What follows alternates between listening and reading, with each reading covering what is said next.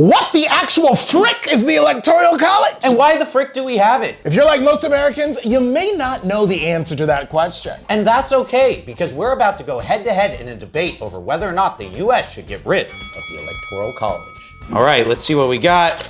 I will be for getting rid of the Electoral College. Which means that I'm for keeping the Electoral College. The Electoral College is an antiquated relic of the past that distorts the true voice of the American people. It's like trying to choose the best Netflix show by letting your grandma pick from her old VHS collection.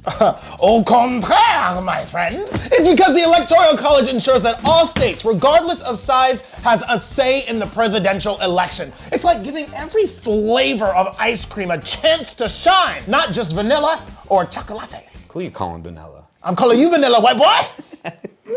How do you respond to someone who says that the Electoral College allows the presidential election to be decided by only a handful of states? Well, that's easy, Mike, because the Electoral College makes sure that every single state has a voice. Think of it like this. Each state gets Electoral College votes based on how many people they have in Congress. Big states, big votes. But since they have more people in those big states, each person's vote counts technically a little less. This stops places with lots of people from deciding everything, but still makes sure that the president has to win support from a broad coalition of people and the states. Okay, Ugo, but isn't it true that this winner-takes-all system in most states can lead to candidates ignoring entire parts of the country in favor of key battleground states? Well, listen, Mike, I know you're used to being ignored your entire life, but this is not what happens with the Electoral College. Because the Electoral College forces candidates to build broad coalitions and campaign across various regions. It's like playing a game of political chess, strategically moving pieces across the board, trying to checkmate every section that you can. You gotta be smart with the Electoral College,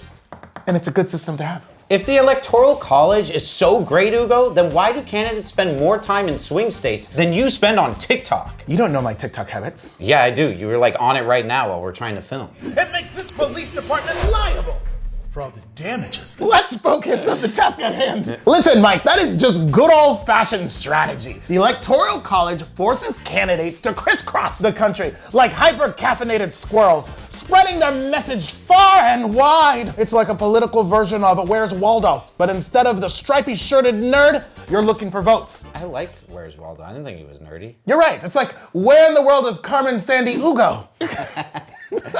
All right, buddy boy, I have a question for you. How do you propose that we prevent the tyranny of the majority if we abolish the Electoral College? You're afraid of tyranny, Ugo? Well, imagine living under a government where the amount of which your vote matters is determined by where you live. Sound familiar? That's because it's the US government and it's the Electoral College. Okay, well, if we get rid of the Electoral College, then how can we ensure that smaller states will get an equal voice when it comes to fair and free elections? Oh, I love that question. One potential solution is implementing a system of proportional representation, wherein electoral votes are allocated based on the popular vote within each state. This would ensure that every vote counts equally, regardless of whether it's cast in a populous state or a smaller one. Are you calling me small, Mike? Not like that, oof. I wasn't even thinking. How did you go there? I wasn't even thinking that. But I'm not done yet, Ugo. Okay, go. All right, let me keep talking. Small boy. All right. What? Another approach could involve maintaining the Electoral College, but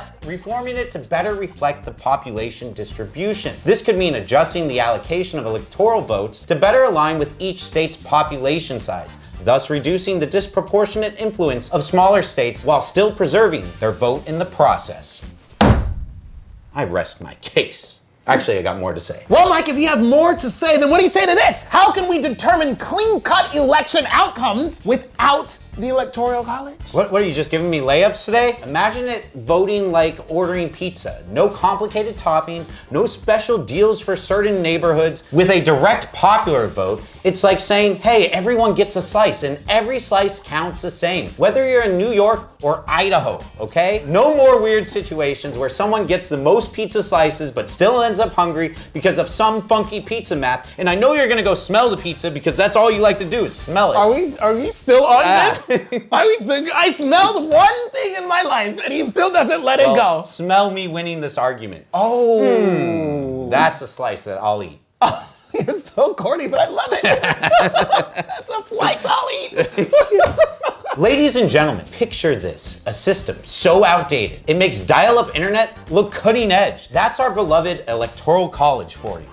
It's like trying to decide the fate of a pizza party by counting how many pepperonis are on each slice, instead of just asking everyone which toppings they want. But here's the kicker. It's not just outdated, it's downright unfair. It's like playing Monopoly, where some players start with hotels on Boardwalk and Park Place, while others are stuck with Baltic Avenue. Where's the fun in that? So let's cut the theatrics, Ugo, and embrace the 21st century. It's time to kick the Electoral College to the curb and let everyone's vote count. Because in a world where we can order pizza with just a tap of our phones, there's no excuse for a system that's stuck in the Stone Age. Yeah, clearly you're obsessed with pizza, which is weird. Because I actually eat it, you just smell it.